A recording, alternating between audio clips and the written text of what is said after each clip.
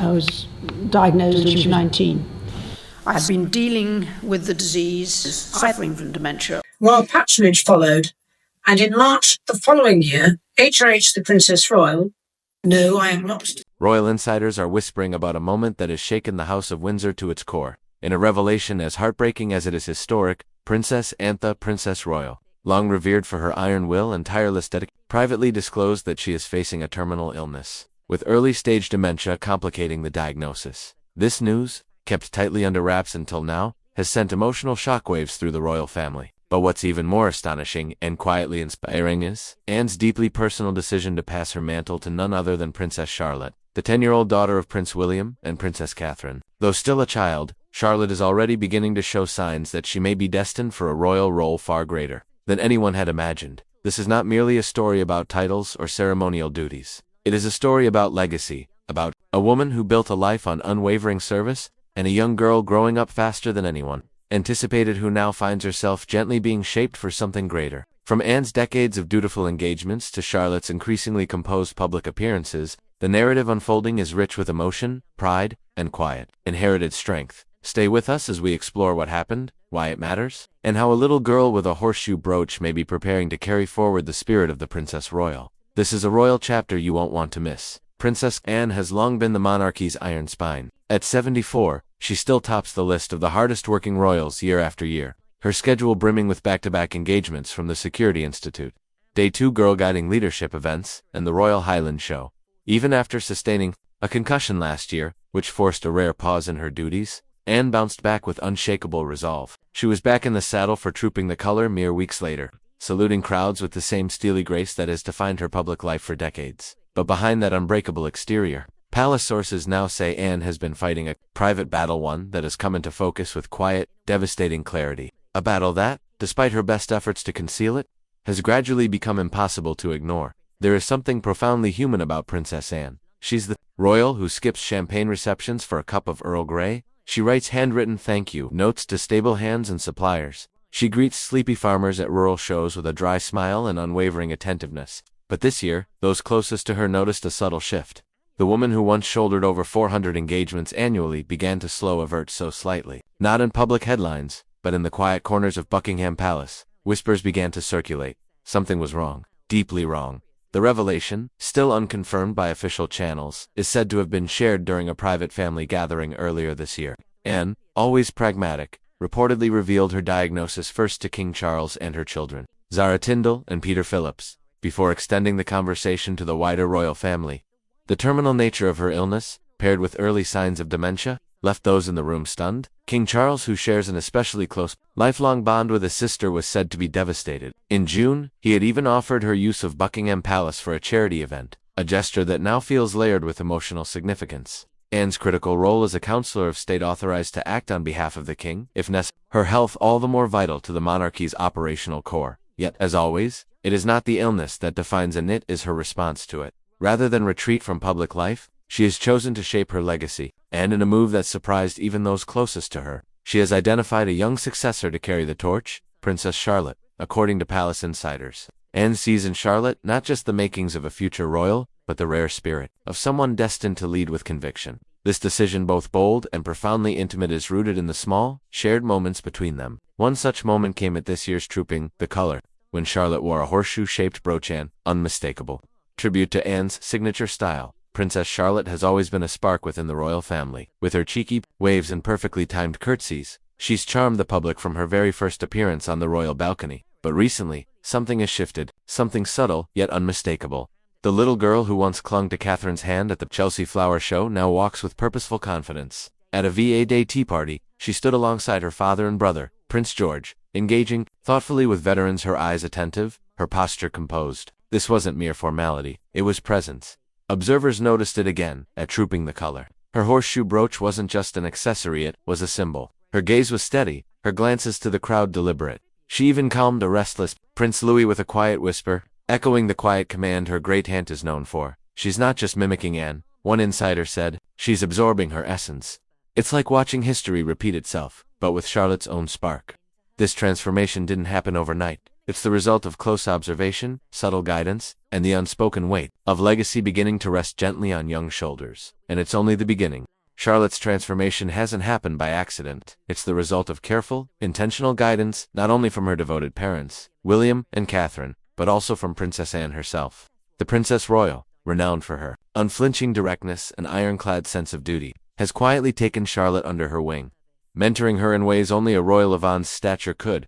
Whether it's a quiet chat in the gardens of Gatcombe Park or a brief moment stolen at a royal engagement, Anne's influence is unmistakable. Charlotte's composure, her ability to radiate both warmth and authority, feels drawn straight from Anne's time-honored playbook. Catherine has always been the beating heart of her children's world, from school drop-offs in relaxed denim to soft-spoken reassurances in front of global cameras. She's crafted a parenting style that is equal parts grounded and graceful. Now, as Charlotte begins to step into a role that carries the weight of Anne's formidable legacy, Catherine's approach has evolved. She's no longer just preparing her daughter for royal life, she's helping her carry the future of a legacy steeped in service. At the VE Day tea party in May, Charlotte accompanied Prince William and Prince George in meeting a group of veterans. Her composure was breathtaking.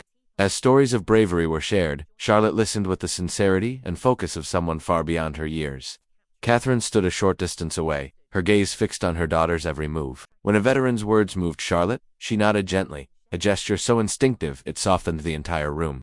Catherine's smile said everything: pride, support, and a quiet readiness to step in if needed. She makes it look effortless. A palisade revealed. Catherine gives Charlotte the space to shine without the pressure of being perfect. It's a delicate dance, graceful parenting amid a centuries-old institution. Catherine, now seasoned by her own royal journey, performs it with unwavering love. Unlike the rigid protocols of previous generations, Catherine's style is intuitive. She doesn't overwhelm Charlotte with rules. Instead, she offers simple, empowering guidance. Know your surroundings, listen closely, be yourself. At Wimbledon last year, when Charlotte appeared briefly uncertain, Catherine gently brushed a lock of hair from her daughter's face and whispered a few quiet words. That fleeting moment was all Charlotte needed. She straightened her posture, smiled, and stepped forward not as a child under pressure, but as a young royal learning joy before duty. She wants Charlotte to feel the joy in these moments, not just the weight. The aide added, it's this intuitive warmth that has given Charlotte her ease. Whether she's greeting dignitaries or calming her little brother Louis with a playful whisper,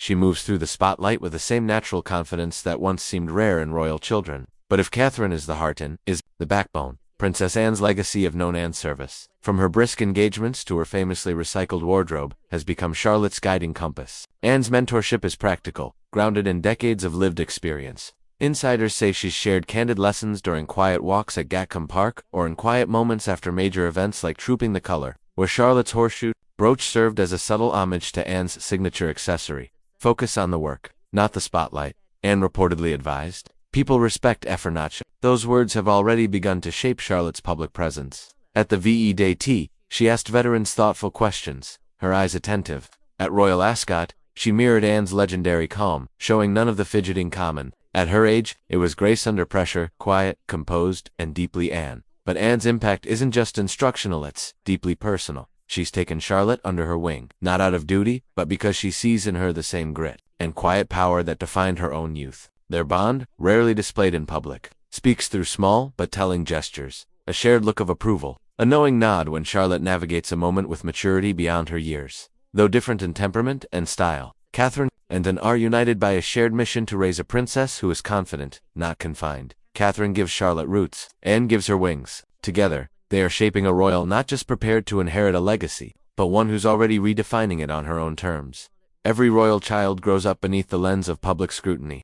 But Princess Charlotte's milestones feel different. They aren't just childhood memories. They are defining chapters in a story the world can't help but follow. From her cheeky wave during a 2016 hospital visit to the poised curtsy she offered at Queen Elizabeth II's funeral, each moment has revealed a new layer in her quiet evolution, from a curious toddler to a poised young royal with purpose in her eyes. Now, with Princess Anne's heartbreaking diagnosis casting a long shadow, every step Charlotte takes into the public spotlight feels heavier, more meaningful. This isn't just the tale of a girl growing up, it's the unfolding of a legacy in real time. One of Charlotte's earliest milestones came during Trooping the Color in 2017, just 2 years old. She perched on the Buckingham Palace balcony, clapping with unfiltered glee. Her tiny hands stole the show. Even then, royal fans sensed she was something special, a spark with the potential to one day ignite something far greater. Today, that spark burns steadier, brighter, and the world is watching. People still talk about that early moment, the spontaneous joy of a toddler on the palace balcony, clapping with delight, unaware of the world watching. It was unscripted, unfiltered, and undeniably Charlotte, a glimpse into the ease she would one day bring to royal life. Fast forward to 2018, and another quiet milestone unfolded. Charlotte's first day at Wilcox Nursery School. Dressed in a red coat, with matching shoes and a tiny backpack, she took that first step into independence. The cameras captured her shy smile, but it was the proud expressions on William and Catherine's faces that told the real story. Even then, behind the scenes, they were beginning to sense something different about their daughter, a quiet spark that refused to be dimmed. By May 2025, that spark had become a steady flame. The VE Day Tea Party was a turning point. No longer the shy child of royal walkabouts, Charlotte stood beside Prince William and Prince George, fully present, fully composed. She shook hands with aging veterans, asking insightful questions that reflected a depth of understanding well beyond her years. She listened like she understood. One veteran shared, "It wasn't just polite, it was real." The moment left attendees stunned. There was no fanfare, no rehearsed charm. Charlotte's presence held the room with the same understated power that defines her great aunt, Anne.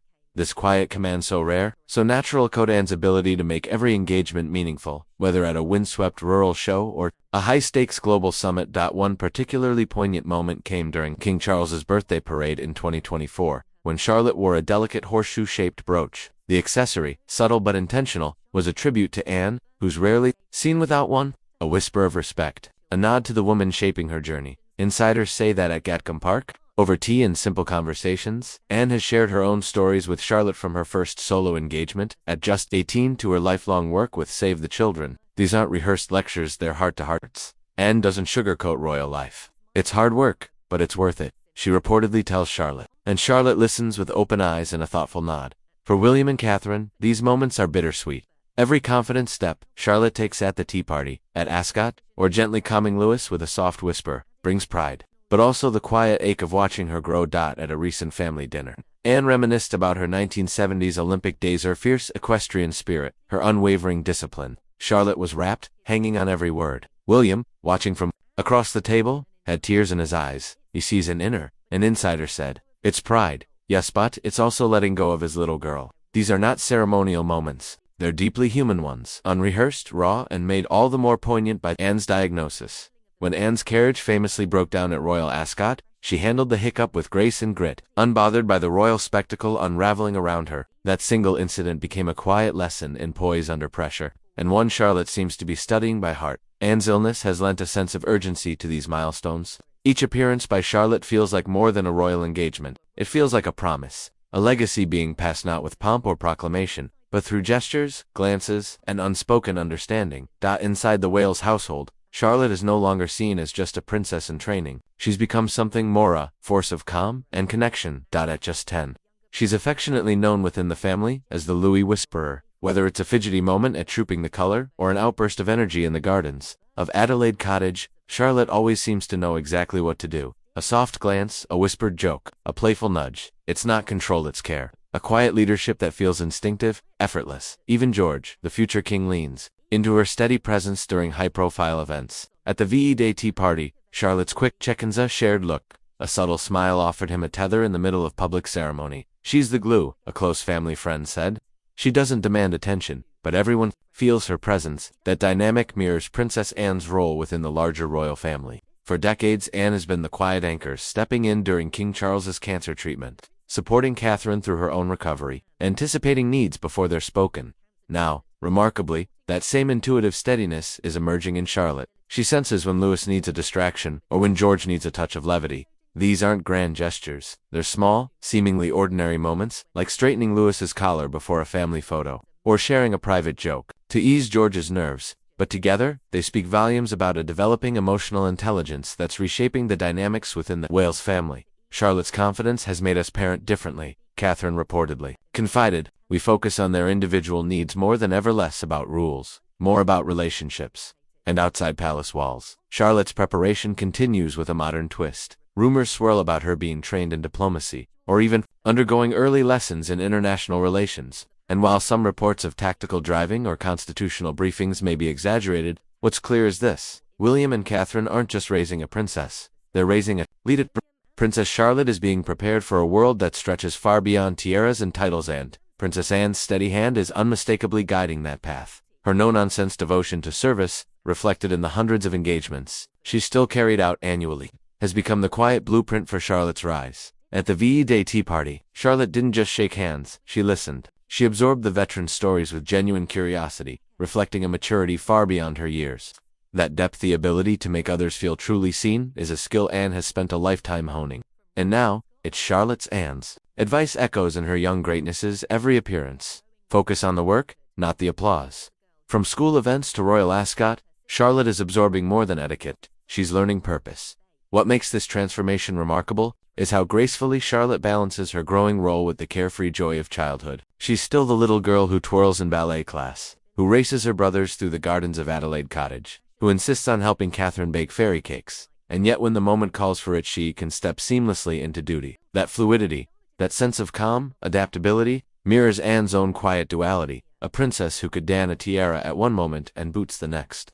Championing causes from Olympic equestrianism to global humanitarian work, William and Catherine are nurturing this balance with care. They're raising Charlotte not just to uphold a legacy but to forge her own. They want her to have choices, an insider revealed, not just a title, a life.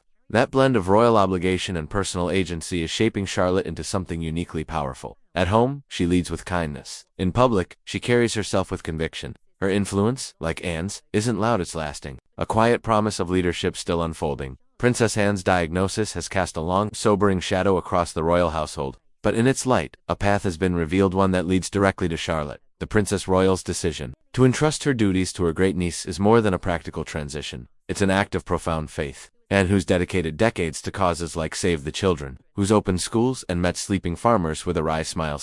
In Charlotte, something rare. Tenacity. It single quotes as a bond that transcends generations. It's not declared from balconies, it's built in quiet afternoons at Gatcombe Park, where Anne once showed Charlotte how to pin a brooch just so.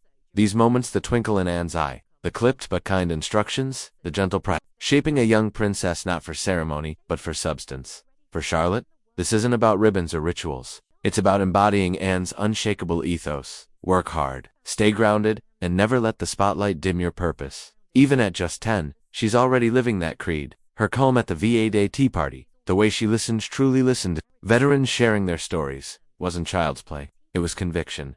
She's got Anne's steel, one source whispered, but with a warmth that's entirely her own. For William and Catherine, it's a mix of pride and quiet heartbreak. They're watching Charlotte step into Anne's shoes far sooner than expected. At a recent family gathering, Anne shared stories of her first solo engagement, a muddy agricultural fair in the 70s where she charmed a skeptical farmer with her straight talk and muddy boots. As Charlotte listened, captivated, William looked on, his eyes brimming. He knows she's ready, said an insider. But it's like watching his little mignonette slip away into history. Catherine, ever the steady hand, has guided Charlotte. With measured grace, her quiet nod during Charlotte's elegant curtsy at Trooping the Color said it all. A mother's pride mingled with the bittersweet awareness of what's to come. Anne's influence will endure not just in Charlotte's poise, but in the very rhythm of the monarchy. Her recycled tweeds, her handwritten notes to Kipper suppliers, her unyielding schedule, her refusal to perform for praise.